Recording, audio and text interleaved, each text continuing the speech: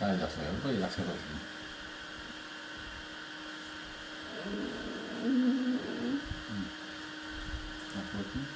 Azmi yaxshi bo'lyapti, xohlasa. Bugun charchamabdi. Ana kunlarda bosh aylanib o'tirdim. Bosh aylanishlar yaxshi bo'ldi. To'xtadi bosh aylanish. To'xtadi. Ovqat ishlari yaxshilashgan. Inshaalloh. Uyqusi yaxshi hozir paydo bo'lgan. Sekin masala qo'shilib boradi. Shu birinchi kun kelganingizda bo'yinlarni boshlarini ushlab turuvdingiz. Ha, boshni ushlab turdim.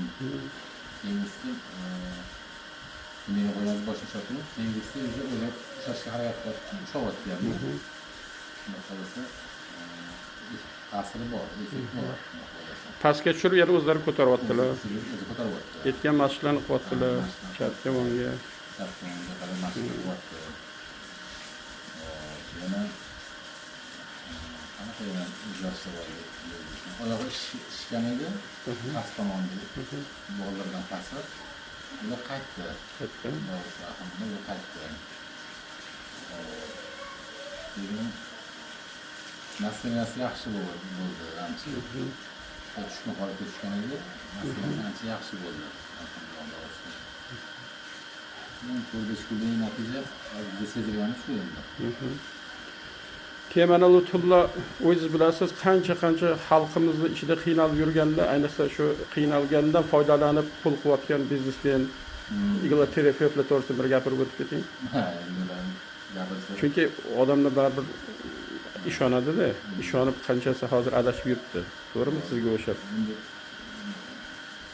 Bizi bor-ku, lekin endi hammaga ixlosga boramiz. Endi bilasiz.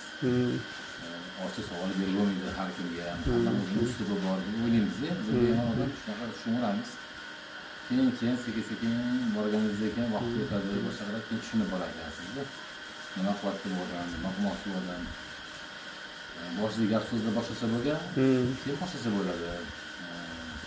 Endi 5 kunda biror 5 marta kelasizlar deyilgan bizga. Biz hayron bo'ldik. 5 kunda nima o'zgarish bo'lishi. 5 kun bo'larkan, yoki 5 kundan bo'lib 1 oy o'tadimi shunga? Keyin oldingi yana shunaqa boshlanadi. Har bir oyda 5 marta lechina ular ekanmiz. Shu faqat keyin o'zlarining gapi bo'yicha to'g'ri shu biznes ekan. Eng achinarlisi ichkari